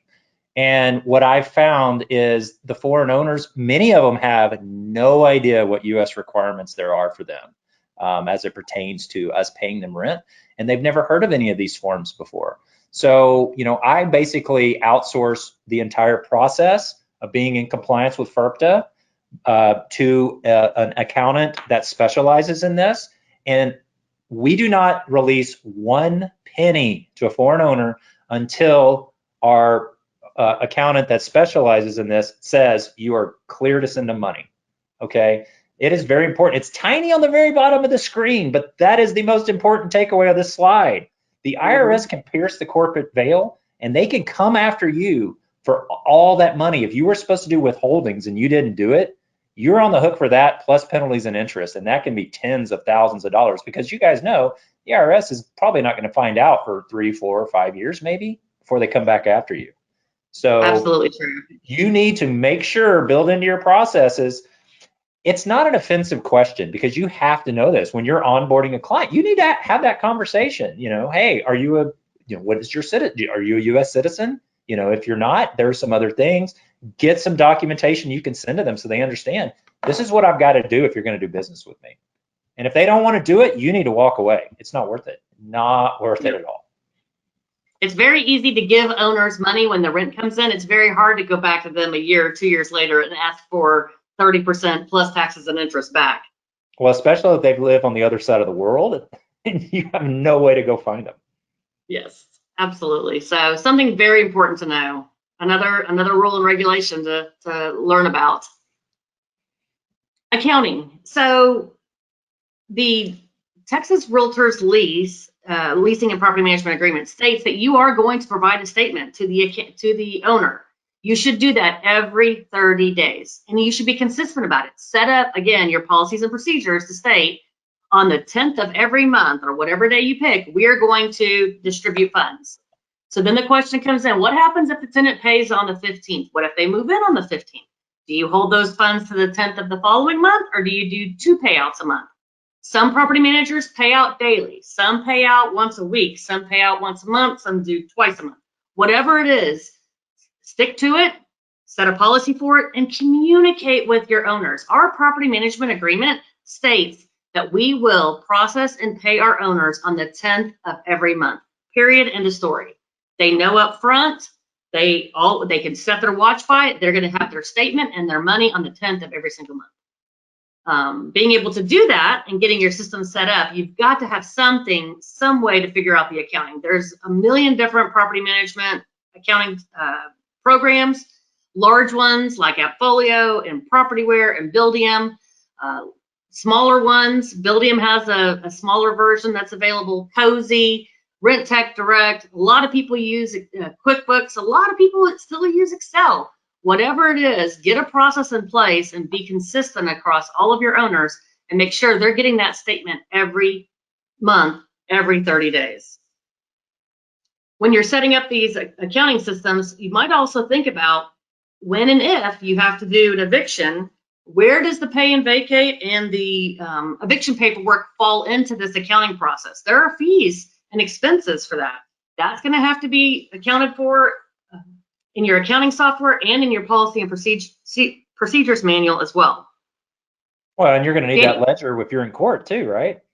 You're going to need that ledger. Absolutely. When you're in court, whether you need to do a rental reference, if they leave owing money and you have to go to small claims court, there's a lot of different ways and needs that you're going to have for that tenant ledger. When do you pay your owners, Danny? The same as you, the 10th day of the month. And, everybody's a little bit different on that. You mentioned some people pay every day. I mean, I would rather drive off a cliff than have to do accounting every single day. But you may make that your point of difference. Hey, Mr. Owner, if the money comes in today, we pay you today. I've known very successful companies do that. I could not imagine being dedicated to accounting every single day of the month. That would be awful. But yeah, I mean, and if you've never done this, you may wonder, well, why did y'all pick the 10th? Is there any significance there? And, I don't know why Amy picked the 10th, but, a lot of the logic is, you're doing collections the first few days of the month, right? But that also, by going to the 10th, A, we're still relatively towards the top of the month, but B, you've had a chance for hopefully all those payments have cleared by the 10th, right? There's nothing worse than a payment coming back NSF after you already paid out your owner. Well, now you're like, oh, great. Now I got to go do collection on this other side. And that, I don't know about you, Amy, that really annoys my owners when I tell them, look, I've already paid you for this. The payment came back, So, that's why we come up with that date. And you find Amy knows, I'm sure some other property managers, they pay at the end of the month, so they'll just pay everything for that month at the end of the month. So, just figure out what works for you and go from there. But yeah, I've done the 10th, since day one, and that's worked great for us. Yeah, us too. But again, it's back to communicating. If your owners know that it's going to be the 10th, you don't get those calls on the 3rd of the month. Are you going to send me my money? Are you going to send me my money? Where's the rent money? Where's the rent money? Because they know it's going to be the 10th. They know it's going to be the 10th of every single month. And here's another thing, going back to don't make exceptions. If you have a client that you're trying to onboard and you really, really want that client, but they tell you, well, no, that's not going to work for me. You need to send me money on the 4th or the 3rd or whatever. Don't make exceptions. That client's not worth it. And honestly, if they're going to try to steer the bus, so to speak, you're probably not going to want that client. They're going to be all up in your business and try to drive the bus at all times. You don't want that in your business. Trust me. Amy and I both had clients like that. We try to make it work. What's the old saying?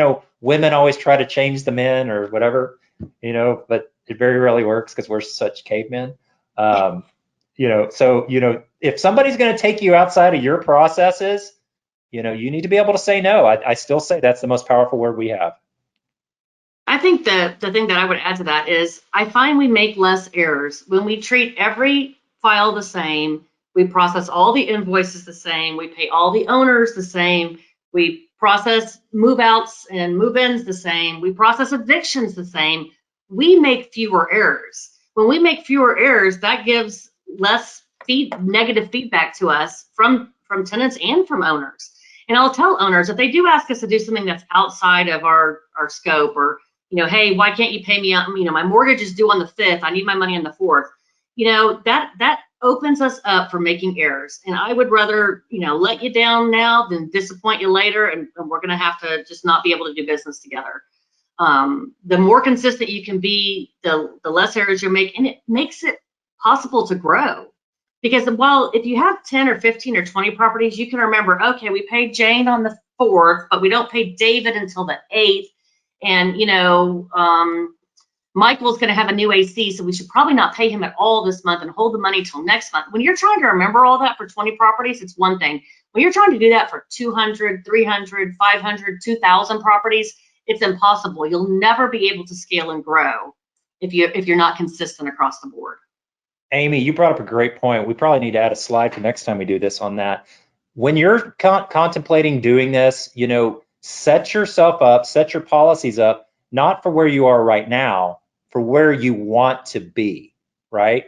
So that's another thing, is where do you want to be when you grow up? Do you want to be a small operation that's 25 doors, just as a little side income stream? Do you want to be 2,000 doors? Whatever you aspire to be, set up your processes like you're going to be that size from property number 1. Oh my gosh, if somebody would have told me that would have saved us so much time and headache. I'm sure you're probably the same way.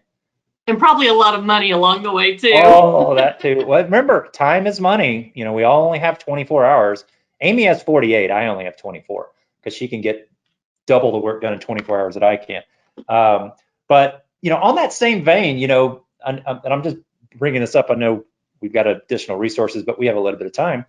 When you're setting up your company and you're thinking about what you're going to do, you also need to think long and hard. What if you get that whale, right? You get that call and it's a whale and he's got Let's say you're 100 doors and he's got 100 doors, right? And you're like, woohoo, I'm going to double in size overnight. Are you truly set up to double in size overnight, right? Can you truly, because there is such thing as success can kill you, right? I mean, you can take that on, and what it's going to be is just weight around your neck, and you're just going to sink. Watch me go off the screen.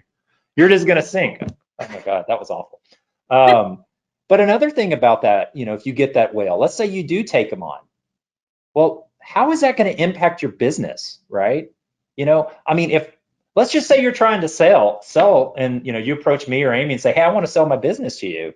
We look at your portfolio, and you've got this whale that you're so proud of, but he's like 70% of your portfolio. That doesn't make your company very attractive, right? But also that one person is driving the bus because they're essentially your biggest shareholder, right? Think about that. Right, right. So, you know, that's another consideration is if you get that whale, A, can I truly take on that much business? And B, do I want to, you know, potentially modify my business to accommodate that one person? Well, another thing I would add is one of the great things about property management is we want to see people not self-manage. We want to be the resource for landlords that are looking for property management. And in some cases, it's just not a good fit. Maybe it's a property on acreage, or maybe it's an owner that has to be paid on the 4th of the month, or maybe it's you know 100 properties in Denton. It's just too far outside of my range. But I have a list of property managers that I will refer business to all the time, because I want these people to be taken care of by somebody that knows what they're doing, a professional property manager. So I firmly believe there's plenty of business to go around. There's lots of self-managing landlords out there that need us, and anything that we can do to help them, you know, is better for all of us. So I never tell an owner no without saying, this is probably just not a good fit for us, but I have some resources that I think would be a good fit for you. So please call, you know, here's 3 people that I know that would work within that parameter. Give them a call so that they can get the professional property management services that they need. You nailed it, Amy. I mean, it may be a great property, but it's an owner that you don't see eye to eye with, right? Or the other way around, you know? Absolutely. How do you handle those calls, you know, from new clients? You love the property, you want to take on the property, but the owner requires you to contact them every time you turn a screw over there. Are you going to take on that business? I mean, those are things you got to think about, right? It could kill your business. One owner could kill your business. Absolutely. Amen to that. Absolutely. But we do have some additional resources. You know, property management, it is a very specialized field, as Danny has beaten the drum about education. There's a lot of education out there. You do, in some cases, have to go search for it and look for it. Texas Realtors came out with these designations certifications a few years ago. They've been great. They are a great overview. I've taken both. I think they're excellent. Danny's an excellent teacher. I would take them again from Danny. I think it'd be awesome to get everybody on board with those certifications. Like Danny mentioned, Texas Realtors does have an email blast. There are a number of associations that you can align yourself with, NARPM, IRM, and the apartment associations. Texas Apartment Association is huge and has a huge lobby in Austin. They do a lot of great work for the apartment associations. And a lot of times we see things that work their way through the apartment industry end up in single family and vice versa. So while I don't do any apartment management, it is interesting to watch the things and the items that they're lobbying for or pushing for on the Hill, because those things may be hitting us down the road. And many times they're ahead of us, right, Amy? A lot of times they are, really yeah. They're huge. It's a huge association. Of course, MetroTech's Leasing and Property Management Committee, National Association of Realtors has a Leasing and Property Management Committee as well. MetroTech has been great to be able to support us and help us get the word out on different things that are changing in our industry and being there to help grow the industry and make the industry better. Of course, the Texas Realtors Legal Hotline is available. I included in our PowerPoint here the MetroTech's upcoming meeting schedule for leasing and property management. You know, MetroTech sends out a weekly note that says, hey, here's what's coming up. They put our webinars in there. They put our classes in there. But make sure to join us on the committee. You don't have to be a member to join. You can do it virtually. They're all online. We meet when we do get back in person. You can choose to meet with us in person. But we're always online. So we've always had an option to be online because our metropolitan area is so large. Some future property management forums that we're working on are updates and impacts to property management. That's going to be a joint session with NARPM, assuming we can all get back in person this year. We're working on that. And then in November, we're going to do a eviction forum on what really happens in eviction court. This is one of the most hot topics that we deal with every year. What are the rules and regulations around evictions, and what really happens, and how can you set yourself up for success in eviction court? I hate to say win in eviction court because nobody really wins in eviction court, but you can be successful in eviction court if you follow all the rules and have your ducks in a row. Danny mentioned the classes are coming up next week, April 21 to 23 at Metro Tech. So that's going to be the TRPM classes, Texas Residential Property Manager, and then we'll have the other classes coming up. Will it be October this year, Danny, you think?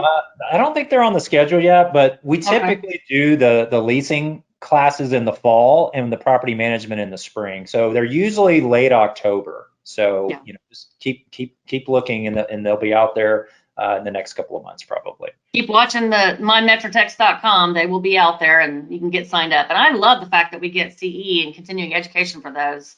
The more CE, the better, I think. You can take them, you know, a la carte. You can take them in any order. A lot of people are confused. They're like, oh my God, I can't do 6 classes right now. But take the subject that you're most interested in. Go educate yourself. Yeah, absolutely. NARPM, we've talked a lot about NARPM today. It is the National Association of Residential Property Managers, and their goal is to help managers learn, grow, and build their businesses. It is kind of like the next step once you move from the Leasing and Property Management Committee at the local level. We do have 2 local chapters, a Dallas and a Fort Worth chapter, and they are having an upcoming meeting on the 28th. It will be virtual, of course, on human resource issues within property management.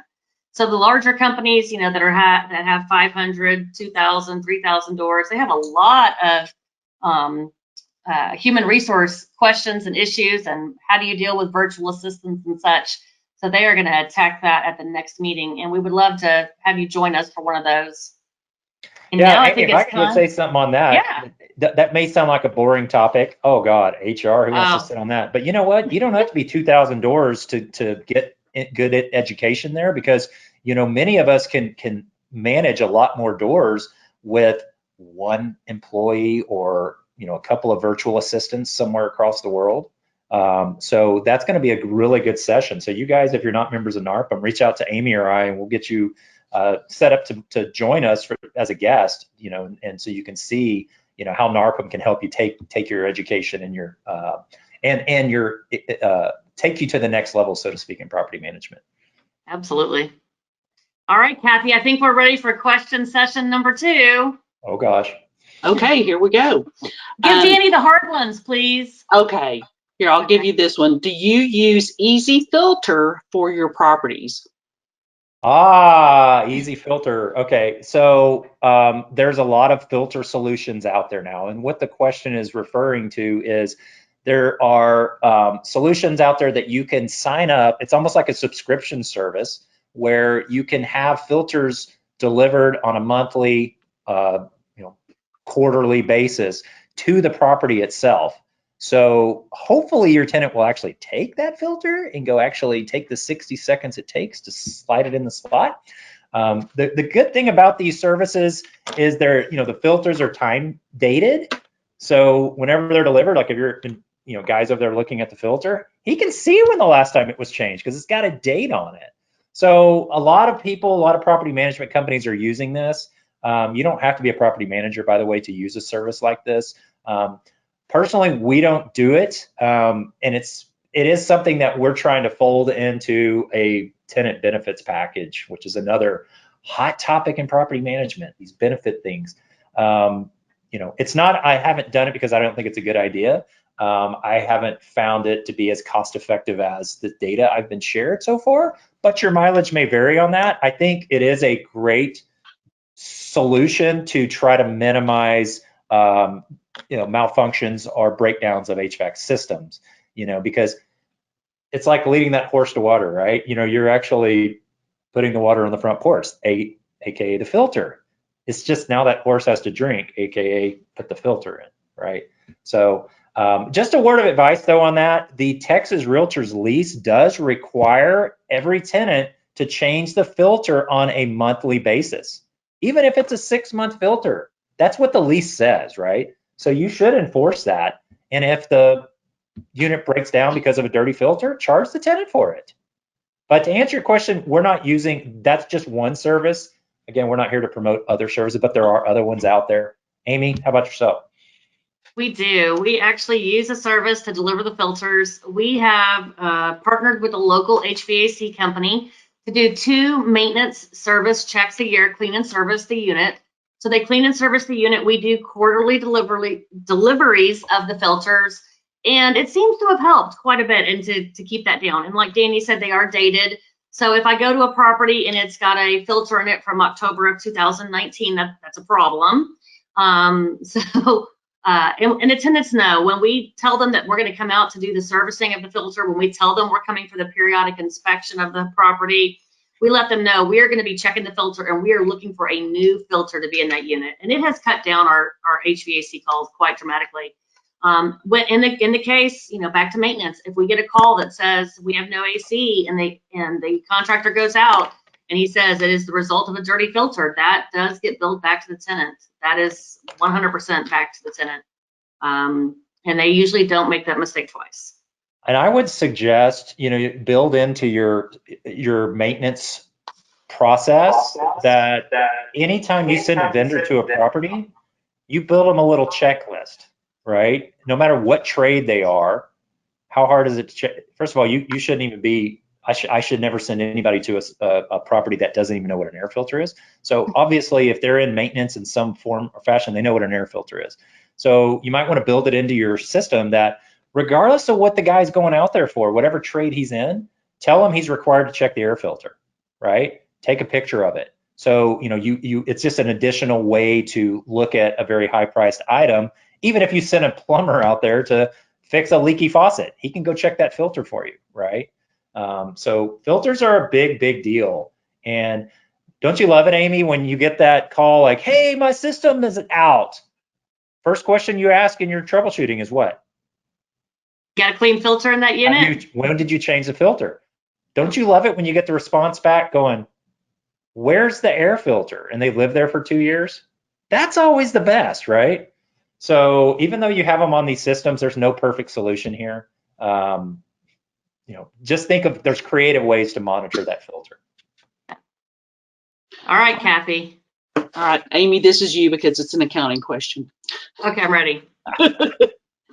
On the note of interest earned on account, Yes. even in the security deposit trust account, must that be swept into a company account?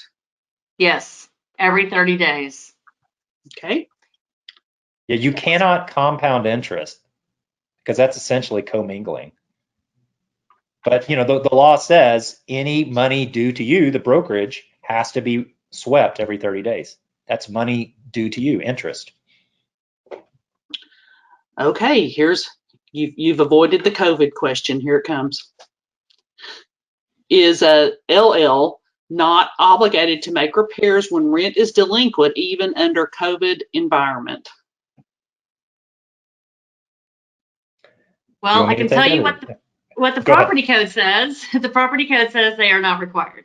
I can tell you as a best practice, it is always best to repair the properties that tenants are living in, because it can come back to really mess things up. I was in eviction court recently. I was next in line, and I always learn a lot when I get there early and I watch the other cases. The case in front of me, they had not paid their rent. They were a few months behind, and typically that's an open and shut case. Did you pay your rent? Yes, no. The judge asked, the tenant brought up, hey, we haven't had hot water in 2 months. And the landlord said, well, I can't give you hot water because you haven't paid your rent. I don't have money. It needs a new hot water heater. I can't give you a hot water heater because I don't have rent. The judge found in favor of the tenants because there was not hot water delivered to the property. So while yes, it is in the property code that you do not have to make repairs, the best practice is to always repair the properties. I agree with what Amy said, and I mean, the whole world's been turned upside down in property management in the last 12 months. This is something it was more challenging, I think, at the beginning of the pandemic than now that we know a little bit more. People were terrified to go into houses, even people that didn't have COVID, vendors were like, I don't want to go in there. I don't know what's going on. So, do you have to make repairs? I would say, like Amy just said, anything that materially affects the health or safety of a tenant, you got to get it done. But how, in this case, we faced this issue too. We had an issue that we would define as something that materially affects the health or safety of a tenant. But the tenant goes, oh, by the way, I've got COVID, so I'm bedridden, so, and whatever needed to be done, was close by her bedroom or something. And our vendor's like, HELL, no, I'm not going in there. This was back in like April of last year when we didn't know and everybody was terrified. Well, what do you do, right? So, I'm glad it didn't bubble up on us because, we do have to still rely on property code. I will just say that hopefully the judges can look at the whole picture and you can defend yourself by saying you made a reasonable attempt to make the repair. Because that's what the code says, is you are making a diligent or reasonable, attempt to make the repair. You can just say, I can't find a vendor that'll go over there right now, And document it. Yeah, exactly.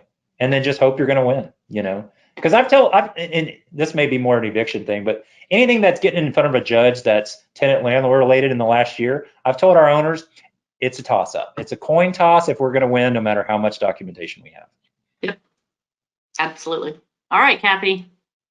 Can you choose to schedule and oversee the maintenance, but have your owners pay the vendors directly to be required to send to, let me read that, but have your owners pay the vendors directly to not be required to send 1099s to vendors? Well, I would say that your owner still has to. The owner should still be sending the 1099 to the vendor. Not only should they are required just like we are required. Yeah. Then what was the name of the service? I'm assuming that they're talking about the filter service, and that was Easy Filter is the one that we specifically asked about, but there were others that Amy and Danny mentioned. Yeah, should we drop some names here, Amy? We talked about pet screening, so I think it's okay. Yeah, that's a good point. We used to use Filter Easy, which got bought by Second Nature, and Second Nature has a filter program. They have a bridge filter program, and they have a program where they can do the tenant benefit package that Danny was talking about. But I know a lot of property managers will, at the move-in, they'll leave a stack of 12 filters at the property. They deliver them at the property at move-in, and the owners pay for that, or they ship them from Amazon, and they get 12 filters or 6 filters or 3 filters, whatever. There's a million different ways to do filters if you want to tackle that. Just make sure that you've got the bandwidth to do it as you grow, and that you're being paid and compensated for your time for managing those services. And that's a great point, Amy. If you're going to be doing something, you should be paid for it. So you can build these solutions. You can build profit into them, right? You can make this filter program, if you offer it, a profit center for yourself. And a lot of these vendors that we're talking about, the Second Natures, the Easy Filter, whatever, they'll help you and they'll show you ways that you can do this. Now, just remember, it has to be disclosed to your client. If you're getting, if you're making profit on these things. So that is just something to always keep in the back of your mind. All right, last question. Okay, make it an easy one. How do you handle it when the tenant refuses to troubleshoot? Well, I'll take that, Amy. Okay. We just tell them, okay, that's fine. You don't have to troubleshoot, but if we get over there and we find out it was a tripped breaker and that's it, you're being billed for it. How would you like to proceed? We can happily do that. And 9 times out of 10, they're like, oh, okay, I'll go check the breakers. I hate tenants like that. Pardon my, I know it's abrasive to say that, but you know what? We're all here to work together to solve a problem.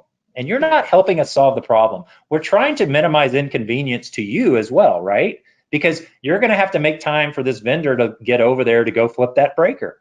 Why don't you just go check the breaker? It literally will take you 60 seconds, and this goes all goes away. So yeah, tenants like that are very frustrating to me. I guess they enjoy being inconvenienced, or maybe they're just lonely and they want somebody to come see them. Well, we do a move-in package with each new tenant, and it's like a little welcome package. It has, a thing of paper towels and toilet paper and some hand soap in it. Something that we discovered over the last few years is the number one issue that we had that tenants had issues with were garbage disposals getting stuck. So we bought in bulk from Amazon garbage disposal keys with a garbage disposal key diagram with pictures showing here's how you unstick your garbage disposal. And our garbage disposal issues have plummeted. So that was one of the big things that we were constantly, the problem, the tenant something would get stuck and things get stuck. And as long as you're putting food down there, sometimes it happens. And the owners be like, well, they put food down there. We don't want to pay for it. So who's going to pay for getting the garbage disposal unstuck? So it's a little, it's something that we came up with. We're doing the move-in package anyway, so we just added one more item to it and haven't had any garbage disposals get stuck in a long time. So, you have to find what works for you. But as we've done this for year after year after year after year, we look at it and say, okay, what are our top 10 problems? What are the top 10 things people complain about? Let's figure out how to fix those top 10, and it reduces our workload dramatically. Makes our clients happy, makes our owners happy, makes Amy happy. And I would just add to that, this beautiful world we live in with all this technology at our fingertips has really helped a lot of self troubleshooting because, what Amy said, we do the same thing from, okay, these are our top, most common repair issues. Disposal is number one. Oh my gosh, people just think you can throw anything down there. It blows my mind. But what you can do is go bookmark a whole bunch of YouTube videos, right? Mm-hmm. And when you're communicating with a tenant going, oh, okay, hey, I understand your problem. Try this, see if it works. It's going to take you 60 seconds, and send them a YouTube video. It will blow your mind how many of these just resolve themselves over time. But it also goes back to educating and setting those expectations that, hey, I'm here to help you solve this problem. We're talking about a disposal. 99% of disposal issues are going to be charged back to a tenant. Let's save you some money. Try this, right? And then that works. So, yeah. What's your second biggest issue? I bet they're the same as ours. The second most common issue? Yeah, that you troubleshoot. Well, I would say number one is disposal. I think a close second are the GFCIs or GFCIs. It's a 4-letter word. It's a 4-letter word. Or GFCIs, especially in older houses, in a 1980s house where it's been daisy chained all over the house. Yes, you have to reset the GFCI on your front porch so your master bathroom plug will work. It makes no sense. Hidden behind the shelves in the garage that nobody knew was even there, right? If you don't know what a GFCI outlet is, you need to go educate yourself really, really fast because you can save yourself the YouTube videos. And a lot of property managers are putting links to those YouTube videos on their FAQ page on their website so the tenants can find them. But yeah, YouTube videos are a great resource as well. Right. All right, Kathy, I think that's all of our time. Did we answer all the questions? We did get one more. It's what all is in tenant welcome package? Well, for us, we have the move-in condition inventory form that they're going to need to fill out and return to us within the number of days prescribed in the lease, which for us is 3. And then honestly, we have a little basket that we leave at the house. We get the items from the local dollar store. It has about 10 items in it, some dish soap, hand soap, paper towels, Kleenex, some Cascade things. It's about $10 per package. And we have that sitting on the counter with their move-in inventory condition form and their garbage disposal reset key. And it's just kind of a welcome to the house, thing that we do when we do the move-in inspection and walkthrough. We move in on lockbox, so 99.9% of the tenants I have never met, never seen, may never meet in their entire tenancy. So it's just kind of a nice welcome home package. There's other things. Did you say toilet paper? Yeah. Oh, you did? Okay, because toilet paper, they move in, they're like, oh crap, no pun intended. I can't use the restroom. We don't have toilet paper. So that's a good one. You know, bottles of water is good. I've seen people give, Yes. little packets of Advil because, moving is a pain in the butt. You probably have a headache. So yeah, just have some fun with it. There's all kinds of creative things. That is all the questions, guys. Oh, I It's can't 60 say seconds thank to you spare. enough to my partner in crime, Danny. Danny's been such a huge resource for me personally and for the Property Management Committee. He's been a great resource for Texas Realtors as the head and chair of our Texas Realtors Leasing and Property Management Committee.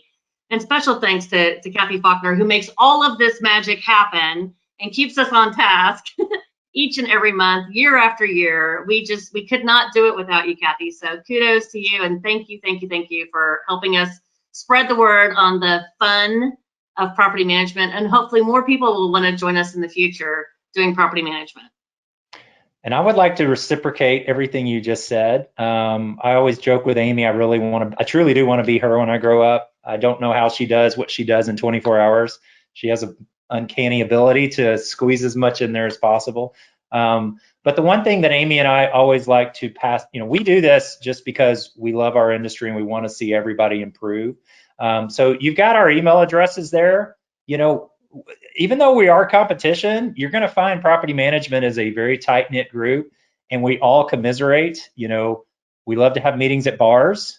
We do, believe it or not, drink. But if you guys have any problems, any questions, want advice on how to navigate things, in addition to all those resources, just shoot us a message. We're here to pay it forward. We've done all and dealt with all the trials and errors, and we'll tell you what to do and what not to do based upon what we've seen in our careers as well. So, but again, and Kathy, you're the best. All hail Kathy Faulkner. She keeps this train on the tracks, and I just want to say how much I adore you guys. Well, thank you. Great job. You're getting a lot of compliments already. And everybody have a great day.